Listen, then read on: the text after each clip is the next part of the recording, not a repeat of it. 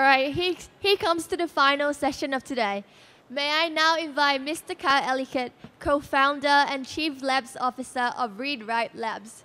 He's going to present our connected future, what it means for you and for your business. Kyle, please.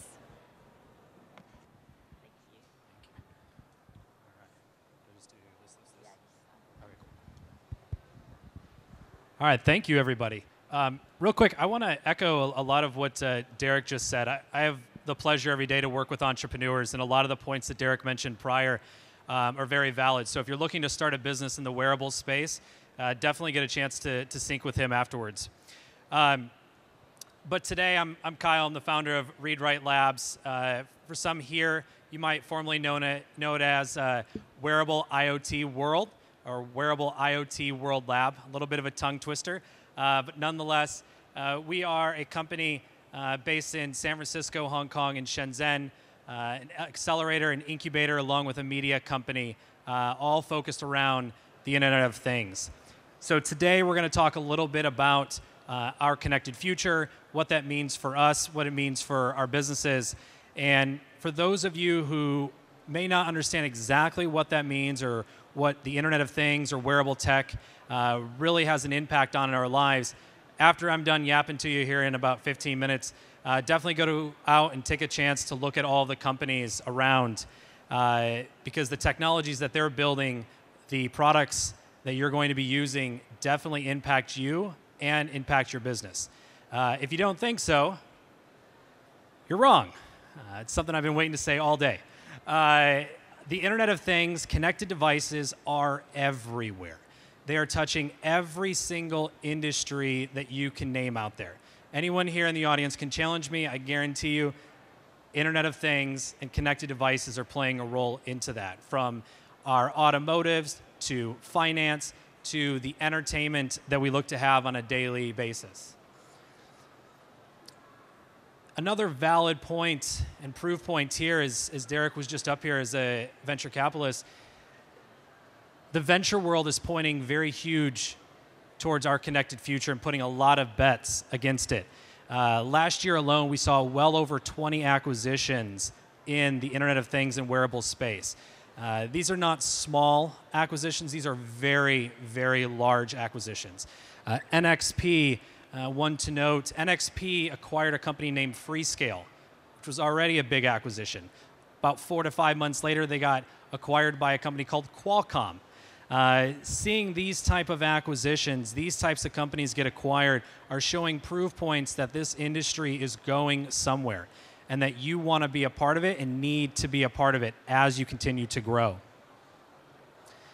Now, to take a step back just a little bit, when my partner and I founded this company about 3.5 years ago in 2013, we had an analyst that told us that the wearables markets, wearables only, Internet of Things didn't exist, Internet of Everything, all those buzzwords did not exist. It was just wearables. That the entire industry by 2020 be worth $5 billion US. $5 billion, that's it. Here we are almost 4 years later, and the latest stat is $16 trillion for the entire Internet of Things. That's more than the GDP of the United States and China. What's even crazier is that that stat right there is completely out of date. Most of the analysts that you meet today, if you ask them to quantify how big this industry will get, they'll look at you and say they don't know. They truly can't quantify how big of an impact this industry is going to be because it hits every single industry. Unlike anything else before, the closest thing be the internet, what it's based off of. Even corporations themselves are getting more and more planning or focused and also terrified at the same time about this industry, making sure they have a strategy, making sure they're involved, because if they're not, they know what their future is. In the next 5 years, you will begin to see more M&A, mergers and acquisitions, than you have ever seen in our time because of this type of situation. So what does that mean for you? You're building a business. What does this all mean? Well, welcome to the world of personalized data. Our connected future, the Internet of Things, wearable technology, all the stuff you've heard about for the past hour and a half, all the stuff you're going to see today, tomorrow, and the rest of the week plays into this, data.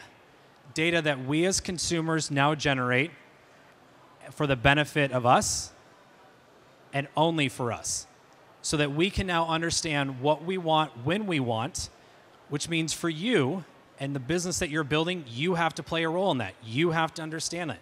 You now have to build products that I want to buy, that you want to buy.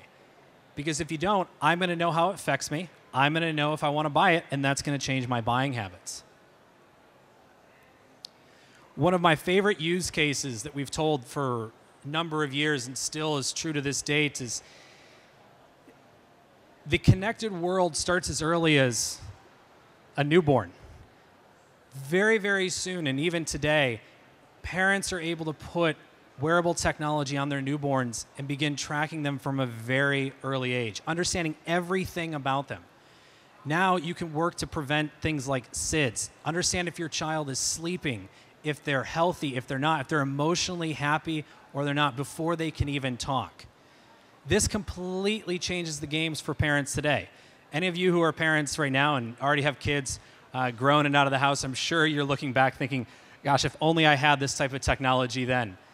Today, this is here. And in the future, just like we have a generation who knows nothing else but Facebook and the internet, we have a completely new generation coming about that knows nothing but being connected and understanding everything about themselves and what it means for them. Just like ourselves. And this began with us sitting here. This began with us wanting to know more. You know, it began with the Nike Fuel Band, wanting to track the calories that we were burning as we run. It began with the Fitbits, starting to understand, well, now how many steps are we taking in a cool fashion and not something large and bulky sitting on our side. It began with sleep trackers, starting to understand why and how long we're sleeping for. And now today we can get to the point of understanding if we're hydrated. Are we performing at our optimal or suboptimal levels? Are we warm? Are we cold? How do we keep our body at the right temperature? And what's even better, here we're in Hong Kong. There are plenty of companies here in Hong Kong today, Osmo, InnoWare, Enhance, Climate, who are all building this type of technology here locally and thriving around the world with customers. And this all plays the role into the connected family, and one of my favorite pictures to use in any presentation. The family today and of the future will be connected. Again, children will be connected at birth. From then on, we'll know every single thing about them. Parents will look at how they can better their child's lives before their child can think. Parents themselves will be monitoring what they do, how they eat, what their children eat, understanding the soda that they just gave their child, how it really affected them. For you and for the companies you're buying or building, that plays a major role. That means you now have to consciously be ahead of the consumer. You have to understand exactly how your product makes somebody feel emotionally, how it makes them feel after they eat it. Because if you don't, again, we now have the buying power. We can now determine not to buy your product. And this is actually something that CPGs, someone like Pepsi, Coke, are terrified about. Think about the products that you ate as a child and how they really made you feel, and would you have ate them had you know that afterwards? As we go to the family into our favorite sanctuaries, the home, this is probably one of the most exciting areas right now in the connected space, and that is our home. How do we make our homes more comfortable, more fitting, and play to us? So that when I walk up to my front door, I look for my keys, I don't have them, I can press a button on my phone, it unlocks the door, I'm let in. Instead of getting on the phone and calling for that pizza or trying to open up an app to order a car, or heck, just trying to play my favorite song, I just yell out, "Hey Alexa." Now everything in my home now is intelligent and now plays back to me, even as much as to entertainment. We're no longer are we watching experiences, we're actually living them. We can now put a headset on. We can be on the center ice. We can be at courtside seats at the next latest basketball game. Never before have we been able to do this. Think about education and how this changes. You want to learn about what it was like to walk around with the dinosaurs, what it was like to be at ancient Rome, what it's like to perform heart surgery. If that's your gig for entertainment, this is all now possible. And for those of you who are looking to build in this new space of sports technology and entertainment, I'll tell you, I've talked to a lot of venture capitalists. I've talked to a lot of entrepreneurs. And one of the things I can give you as a tip right now is this is not an easy space to build in. And it's good that I'm giving you this tip versus you having to pay for this from all the pain and the hours. Instead, look at the entire value chain. When you go to build a company for entertainment, whether it's in sports, whether it's in a venue, whether it's for any of us wanting to sit at home and sit on the couch and be entertained, think about the entire process. There's an emotional feel that we get from being entertained. In addition to our homes being more intelligent, one of the things that we're looking at is how can we disrupt and how can we be more energy efficient? Years ago, people were thought to be crazy if they wanted to live off the grid. Today, most of us can't wait to get rid of our cell phones. Most of us can't wait to find ways to save costs. And one of the things that we're looking at is instead of the entire city grids, we're looking at microgrids, our homes as an entire electric grid and how we can get away from the dependence of electric companies. And thanks to companies like Electric Power and Tesla and their power walls, we're able to achieve these types of things. And by far the most exciting, next to smart home, is automotive. If you haven't heard anything about the automotive industry and how it has been completely flipped upside down because of the IoT and connected world, I'm here to tell you why. Apple, 2 days ago, just got their license to be able to start test driving self-driving cars. Ford, General Motors, Tesla, any major company you can think of in the auto industry is now focused their entire industry and their entire company on how to be connected and how to benefit their consumers for it. Right now, Google has been testing self-driving cars for about 7 years. Uber has already gotten the first ticket for self-driving cars. General Motors and Lyft, next year, this time next year, and you can quote me on this, we can meet in San Francisco, Los Angeles, New York, Miami. Guarantee you there will be a car that we can pick up that will not have a driver and will take us anywhere we need to go. And that is an initiative that the entire auto industry has across the United States. And for those who haven't seen, this is actually the back end on Google's self-driving car platform. So this is what it looks like when we drive. This is what it looks like when a Google car drives. Now, all of the data that they're able to collect, all the data they're able to take in, to learn from, how to improve efficiency within a city, how to know when there's construction, when there's not, so that the rest of us who are driving can be well alerted when there's a traffic jam, when there's a construction zone, or when it just happens to start raining. Retail is another big area of disruption. If you're within retail, this is something you need to start thinking about right now. We today are in a world of go, go, go. How can I get in? How can I get out? How can I get what I need and leave? The retail experience has completely changed. Stores are closing because people don't want to just go and buy. People want to go and look and get out. Amazon Go has just launched, or Amazon actually has just launched the Amazon Go store in Seattle, looking to roll these out in the US and around the world, where I simply can walk in, scan a QR code, it recognizes me as Kyle. I can go pick up anything on any shelf, put it in a bag, and walk out. No longer do I need to interact with a cash register or cashier. No longer do I need to have my keys, my wallet. I can just walk in, grab what I need, and leave. And it charges my Amazon account. This is something that more and more stores are starting to consider, which plays a role into our financial future.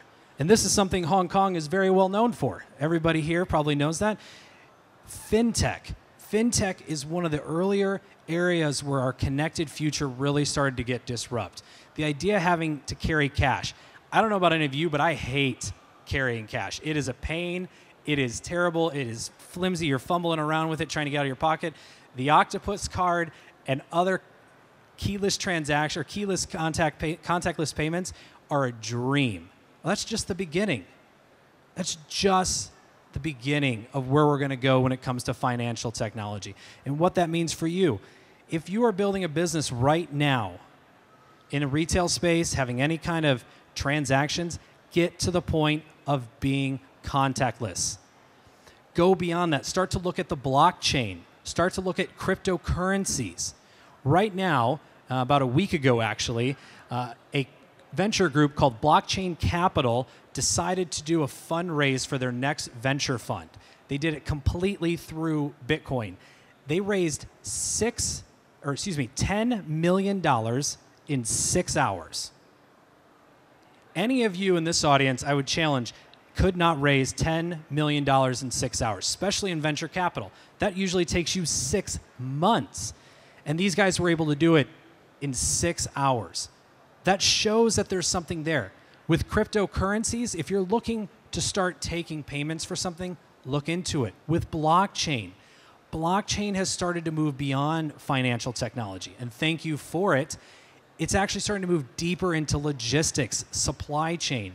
This is, again, something that's going to become part of our lives, all the way through contracts. The idea of signing a contract and payment being released the moment I digitally sign it, that is the very near and current future for us. Which plays a part in this big picture, and that is the intelligent city, the smart city. Being able to understand every single thing that's going on for the better. Not just to know and to be big brother and monitor, but to actually improve our lives. There's a project here in Hong Kong that's going on in East Kowloon. There's projects in Shenzhen. There's projects in San Francisco, New York, London. Any major city you can name off right now has a smart city initiative to improve their city and improve the lives of those who live in it. So where do you start? We've had a few tidbits here and there, but where do you really begin? You want to be successful. You want to start a business. You want to actually make it through this world. Well, first, let's take a step back. What does it take to build a successful venture in IoT? Well, you have an idea, decide to build out your prototype, maybe you raise a little funding, or if you're in a corporation, you get a little budget. Well, but then you've got to launch the product. And for any of you who know about entrepreneurship, about 1, maybe 2 of 10 of you will actually succeed, whether you're on your own or you're in a corporation. That's a pretty small odd. But if instead you look at it as a whole picture and you set in the middle this handshake, this idea of community and data, where you can utilize the data from the products and the ideas that we just talked about, the communities, the local communities like here in Hong Kong and across the world, and use them as support. Well, now you can go from 1 in 10 to maybe 4 in 10, 6 in 10, where you can cross over and actually start building and forming partnerships, launching at events like here today, raising that next stage of funding, coming to see me, making an exit, and making yourself some money. But what are a few things to walk away with today? We talked all about these products. There's one word I mentioned probably more than anything else, and that was emotion. How something makes you feel. When you're building a product, whether it's a wearable, it's an internet thing, it's a connected device, it's a boot, it's a remote, whatever it is, remember one thing, and that is empathy. Think on a human level about the products that you are building. You're going to ask me to spend $300 or $1,000 on a phone, it better have some thought behind it. It better make me feel good every time I touch it. This Apple Watch, every single time I put this on, I want to feel good that I have it on. Anytime you wear a fitness device, you wear a headset, think about that experience from a human's perspective and not just a copy-paste from a manufacturing perspective. Build for impact. Make it count. You're building a product that everyone's going to have to wear. This thing sits on me more than I would like it to. It has to be impactful. If it doesn't, why is it here? What does it do? There's plenty of other watches. This is the city of watches. I can go get a watch anywhere. Why do I want to wear this? It's telling me something I can't otherwise get. It has impact in my life. And the last is look towards the future. Think about Fitbit and the fitness band they built. It was an evolution, again, on the pedometer, something large that people held on to them. They took that concept, put it onto the wrist, perfected it to a point, and then started adding on top of it. What else did we want? The Apple Watch took the watch concept, put applications on it. The Avant Glyph took the idea of entertainment and education, put it on our heads, and put us into a world beyond motion sickness and 3D goggles, and instead put 2,000 micro mirrors to create one of the clearest high-definition screens you'll ever look into. Again, think towards the future. Additionally, if you're a large corporation, you're a startup, you're any of these companies exhibiting today, or you just have that simple idea that you want to start, remember these 3 things. 1, be global. Today's business landscape is completely different than it was 5 years, 10 years, 1 year ago. You have to be global and be thinking on a global level from day one. And if you're not, you're going to be outcompeted. You're not the first to think of your idea. And because of that, you need to be looking at everything that's happening on a global scale. Think vertically. Focus very much in the vertical that you're building in. If you're working in fintech, build and think in fintech. Dominate in that field before you cross over to the next. And act local.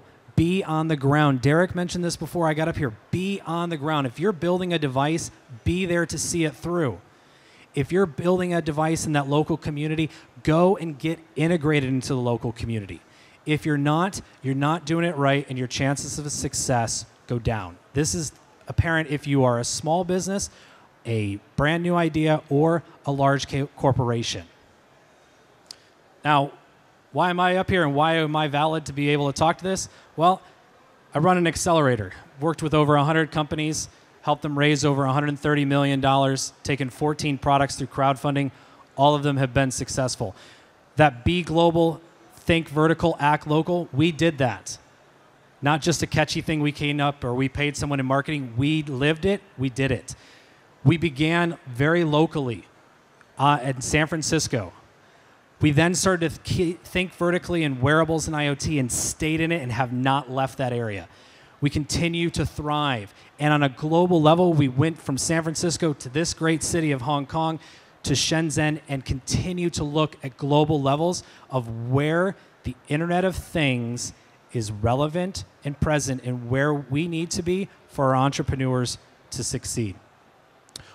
Also today, some exciting news. Proud to announce the launch of our new incubation program. So if you have that big idea, you have that new concept, you're looking to come to San Francisco, we have a program that we can fit for you. You can come over to San Francisco for 3 months. We'll work with you, integrate you on a local level to the community, help you really start to focus again in your vertical and look at things on that global scale. Ladies and gentlemen, if I can leave you with anything else, again, it's be global, think vertically, and act local. Remember those 3 things. Build with empathy, think towards the future, and make an impact. Thank you very much. Thank you, Kyle, for such an insightful sharing. So let's get on to the Q&A session. Did anyone have some questions for Kyle? Yeah, if you have any further questions, you can ask him on the floor later. Thank you so much. So, ladies and gentlemen, this also marks the end of our sharing today.